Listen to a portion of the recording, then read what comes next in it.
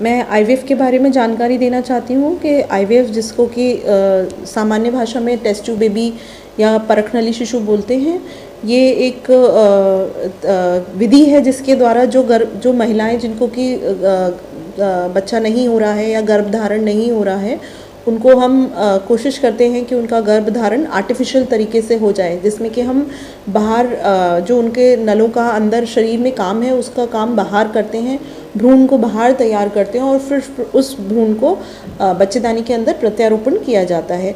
इस प्रक्रिया में ऐसा लोगों की भ्रांति है कि इसमें जैसे कि बच्चा किसी और का होता है या बच्चे में कोई डिफेक्ट होता है या महिला को आगे चल के कोई अन्य रोग हो सकता है।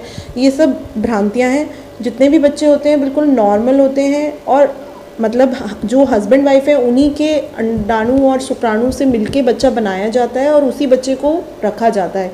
ये किसी और का ऐसे बच्चा नहीं होता है, आपका अपना जेनेटिक बच्चा होता है और इससे महिला को कोई नुकसान नहीं होता है। उनको कुछ हार्मोन्स के इंजेक्शन लगाए जाते हैं जिनका कि असर उसी केवल माहवारी वाली साइकिल में रहता है। उस साइकिल के बाद उनका असर ख़त्म हो जाता है और जो बच्चा होता है वो भी बिल्कुल नॉर्मल होता है। मतलब पिछले 12 साल से हम आईवीएफ यहाँ आगरा में कर रहे हैं और आईवीएफ करते करते करीबन 15-16 साल से हम आईवीएफ कर रहे हैं। तो जो बच्चे आईवीएफ से 15-16 साल के भी हो गए वो बिल्कुल नॉर्मल बच्चे हैं। वो पढ़ने में भी उतने ही इंटेलिजेंट हैं जिनके उनके माँ बाप इंटेलिजेंट हैं। वो खेलकूद में भी उतने ही वो हैं, सब काम करते हैं। ऐसा कोई ना तो कोई मानसिक रूप से ना कोई शारीरिक रूप से कोई भी बच्चा कमज़ोर या किसी भी तरह से बीमार नहीं होता। बिल्कुल नॉर्मल बच्चों की तरह ही बच्चे होते हैं।